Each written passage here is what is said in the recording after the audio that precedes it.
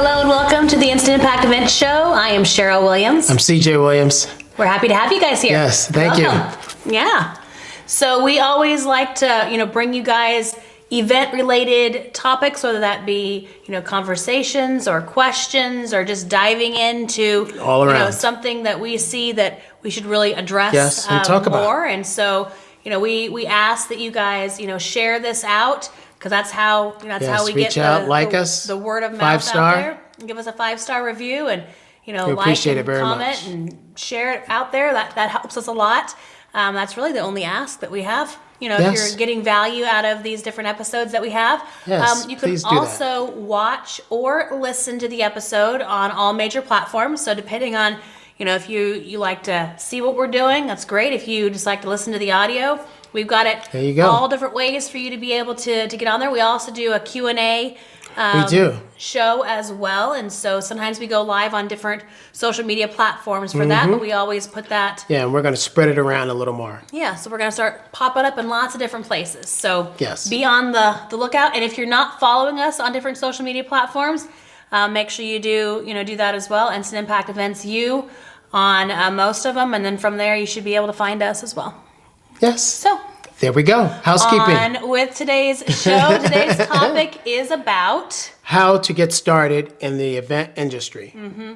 We hear this a lot. A lot of people that how do you start? That are talking to us or have questions for us or that we just help along the way.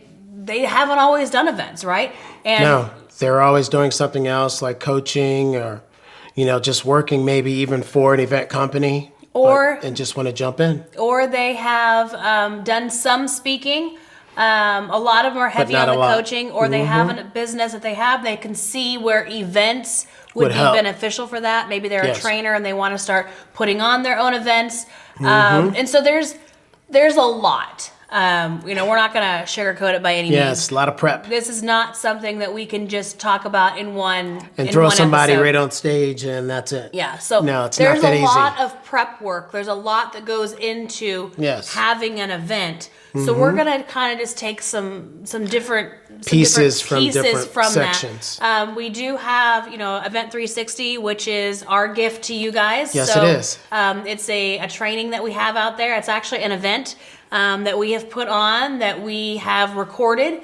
So that way, it's there that you guys can go and dive in deeper into very deep into all areas and aspects from, finding the venue all the way to having the event, what you need for AV. Even what you do after. What are you going to speak about? Like all those is encompassing. That's why we call it Event 360 because it's basically gives you all angles of how to put on an impactful and profitable event. Now, with that we also break it down even more at the blueprint. Yeah. I was going to say, with that being said, even a lot of times listening and going through training or education, it's not enough for most people. They need a kick in the pants and somebody to grab them. And someone pulling them by the hand at the same time to get them working. And that's what we do a lot of. We have our event blueprint where we sit down, and when you leave that event, you have your event framework put together. Yes, you are ready. And because that's the major hurdle that we see a lot of people, the sticking point is,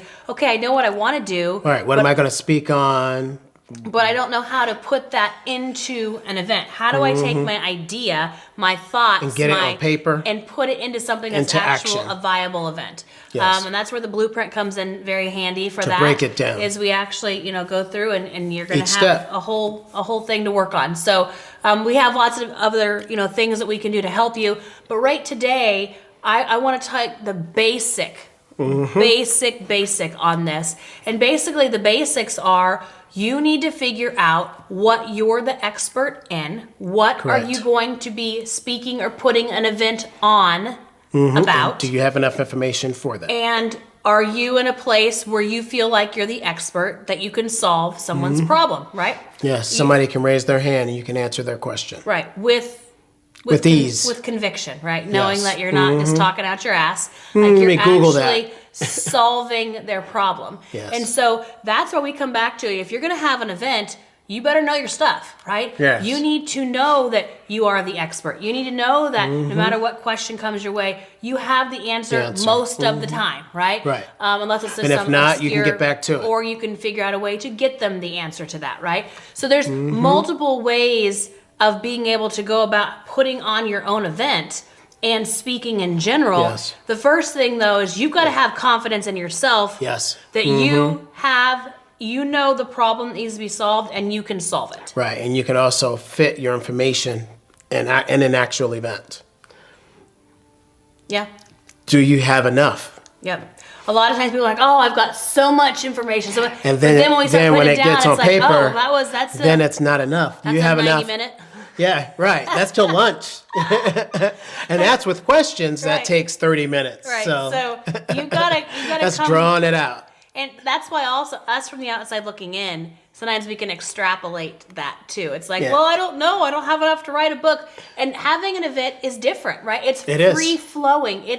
It is an organism unto itself, in that it's constantly changing, evolving, growing, expanding. You're never going to have any two events that are exactly the same. No, because even if you attempt to. The way that you deliver, even if you're covering the same information, the way that you deliver it, the location that you're at, the people, the attendees that are there, the questions that are going to come in, the questions that get asked, all of these things make up a unique event experience each and every time. Yep, and the energy is always going to be different. Right. So knowing that, you still know that you need to cover a certain set of information to be able to solve whatever it is that you're there to solve for them.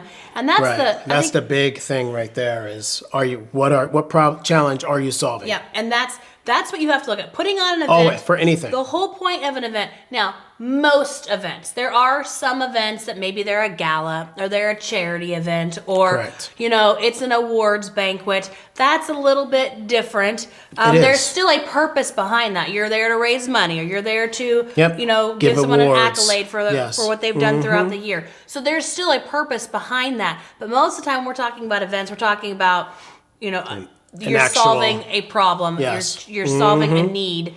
Yes, you're giving them the information. You're going to give value and help them out because they're there for you. And when they leave, they should leave a totally different person than when they came through. They should have that information and be able to ready to take it and run with it at that. Now, that's not saying that one event is going to solve all their problems or all their challenges or all their struggles or it might be your third tier event. Multiple events, right? Yes. You don't. It's not just a one-stop shop, and that's why we say, once they're at one event, a lot of times they want to go to the next thing with you. What is the next thing? And so, what's the next progression? Not that you need a pitch-a-thon or a sell-a-thon or anything like that, but it's like you gave them X amount of information during and that's not everything. Your 1 day, your 2 day, your 3 day, your half day, whatever you have. That's a sliver, right? Yep. And so they're grabbing that and they're like, okay, well, I got that. Now I want more. What's the next progression? Where's the next? And that's why you can have multiple. That means you're doing a good job of your event because they want more information. So you can have multiple events. The first thing you always want to know, though, is what's the topic? What's the topic? And I always go back. The topic needs to be what challenge are you solving? And when you can figure out where's the pain point, where's the thing, how are you offering a solution to that for them, then you can build your event around that. So when we have events, our events are on how to help people have make events. Impactful and profitable events, right? And why is that a pain point? Because a lot of people have events, but they're not impactful. No, they're coming out of pocket. Lose money putting them on, right? Or they're not doing sales. They're just having speakers just to be up there for information, and but so nothing's really happening. It's kind of a nothing, right? It's just like it's like a balloon. When you let all the air out, it turns into nothing. It's like a networking event, but you spent your money on that networking event. Right. And even if it gets to that point, like sometimes they're not even that. It's just like a wet paper bag. It's not much. And then they convinced the hotel or the event space convinced you to get food and beverage, so you came out another 20 to 50 grand that you didn't need to. Yeah. And you paid for your room. It's all of these things. And so we know the challenges of events. We know how to solve that challenge. We know how to make what that pain point is. We know that is our area of expertise. What is that area of expertise for you, right?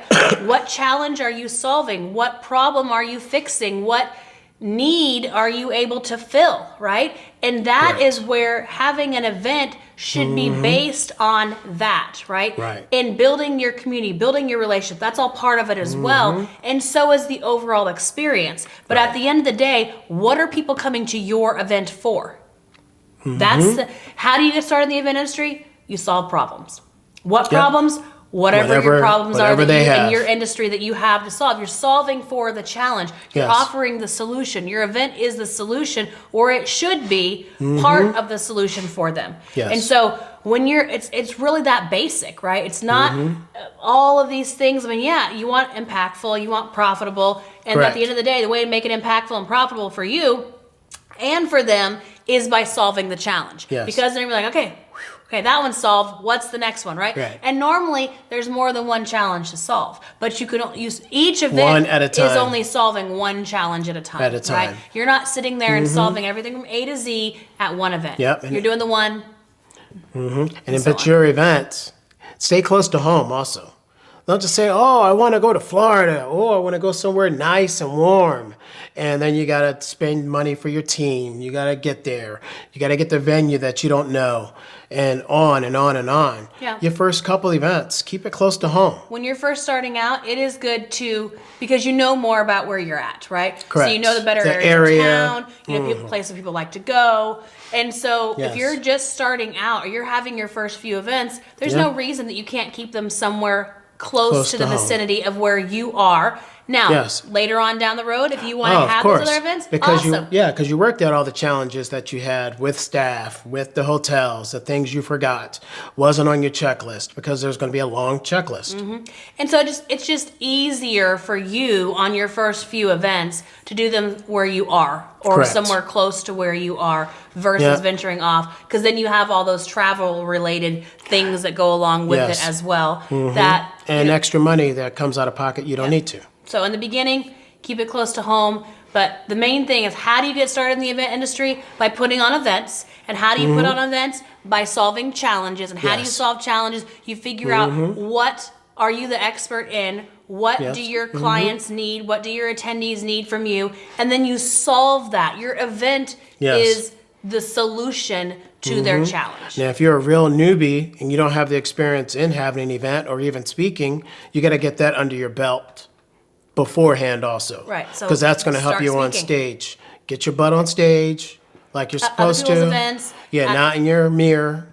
Get beyond that. Other places around town. Other events that you can speak at. Other times where you can just get FaceTime, right? Where you can just get in front of people and give out your knowledge, and get better and develop those skills. Because if you're not used to standing on stage and speaking, it's a whole different thing than sitting with someone one-on-one or talking to someone over the phone or sitting at your desk and having someone across the table from you. It's different. And so you have to be able to command that presence that's needed for you to be on stage. You have to be comfortable, you have to be confident, you have to know your stuff, but you also have to know what to do when you're on stage, right? So you're not just running a marathon back and forth, pacing and talking so fast and down, and looking at so many other challenges. It's just like letting people yell out questions just because they want to and nobody told them the rules. Yeah, it's all how you set the tone for your event. And if you haven't spoken yet, then you need to back up a little further and start speaking, right? Yeah, as often as you can. As often. If that's nightly, great. Start looking up places. They're all over the place. People want people to speak. And so the more that you can speak,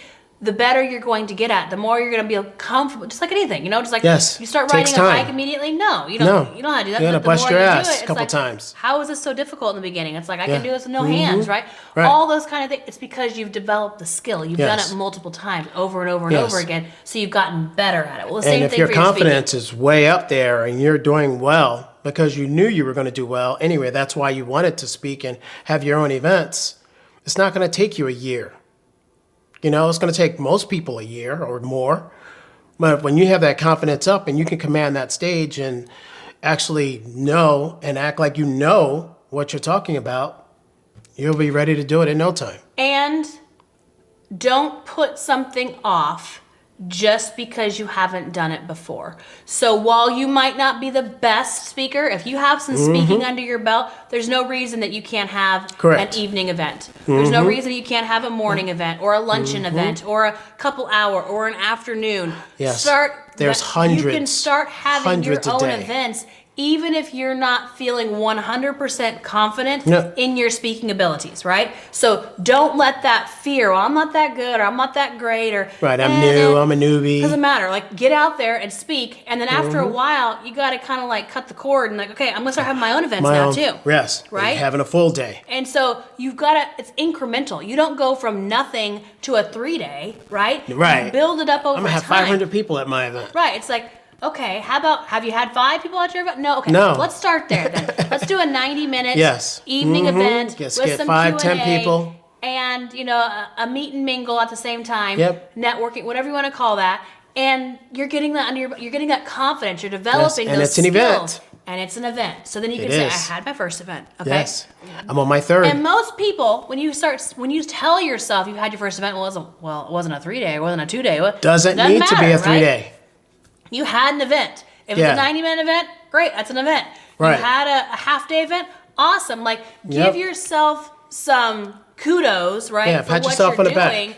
Don't let that fear stand up and be like, well, I haven't had a full day. I don't want. Or attempt to put somebody else in your place. You've got to get because moving. You're frightened. And you've got to just face the fear, do it anyways, and then the more you do it, the easier it's going to get. And that's how you get started in the event industry. Right. You get started by doing, right? Right. It might even be one person. Talking about it ain't gonna work. No.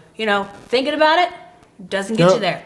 Doing, and that's what you got to do it. You got to do it, right? Do it. You got to do it. Like, you might not feel like it, but you still get up there and you still do it. It might not be your best presentation. That's okay, right? Everyone has their on and off days. Everyone has their, you can start, okay, that was an off. I didn't feel didn't do my best. That's okay. You got out there and you did it, and you are going to continue to do, so you're going to continue to grow. You're going to continue to progress. And your information's going to get better. Yeah. And your presentation's going to get better. You're going to feel more confident in yourself and your abilities so that you can continue to progress. And you are going to be recording yourself. I say it every podcast. No, and it doesn't have to be fancy. Yourself. Just record yourself. With the camera. So that you can look any back. kind of camera. Just have it in the back of the room. Make sure it's a big SD card so I can get the whole thing, not the first 15 minutes, and then it's out. So you can watch yourself and learn from it. Yep, and that's what it is. It's learning, just like anything else. You have to take the first step before the next step gets revealed, and the next, and the next, and the next. And this is how you get started on anything, but specifically, for events in this industry, you gotta speak and you gotta have events. That's how you get going in the event industry, by speaking and putting on events. Speaking and putting on events. And if you want to have an event company, companies have events. Like, that's what you do. If you want to make that an extension of your brand or your services or something you offer, then you can, but you've got to start getting in a repetition about you don't want one event and then that's it. Well, we had an event, so right. It's like one event should lead to the next, and to the next, and to the next, and to the next. So you could be having multiple events going on all the time. Yes. And so that's really the progression of, you're starting off with a 90-minute event or an evening event or a morning or a half day. But then that progresses into a 2-day that you do every 2 months, right? But then you have another event that you come in that's your second event that you just, every month you're putting on an event now, right? And so you can just start doing, you can have it every weekend if you want. I mean, it's completely up to you on what you want to do and how you're wanting to grow and scale that, and how you're going to build that out. As long as you have them coming in, you can have it every 2 weeks. Yep. So there's, the possibilities are endless as to how you can have your events, what you can speak about, what you can talk about, what's the end result that you can make. That is completely up to you on what you want to do. But you've got the way you get started in the event industry is by speaking and putting on events, and by doing and taking action. Just like in life, you get rewarded. Boldness is rewarded. Taking action is rewarded. That's how you get better, is by repetition and doing. Can I pull my bullwhip out? Nope, not on this one. Okay. that was earlier. We don't need that now. Okay, so we are over here cracking whips on you guys. And as we always say, don't just listen or watch. What action steps are you going to take? And implement. You got to start implementing. You got to start taking action. You got to start moving, because listening and watching isn't doing, right? We got to get you into the action of doing. And we sitting here cannot make you do that. That's on you. Now, when you're involved in, our event insights, our event blueprint, our experience, all the, and then we can guide you. Then we do kind of pull you along, kicking and screaming, and say, "Let's go," and tell you this is what you said you wanted. By your ankles. Let's go. We're gonna get you there. But in the meantime, guys, take action. Yes. Get moving, and remember, it only takes an instant to make an impact. Talk to you soon. Thank you. Bye-bye. Bye.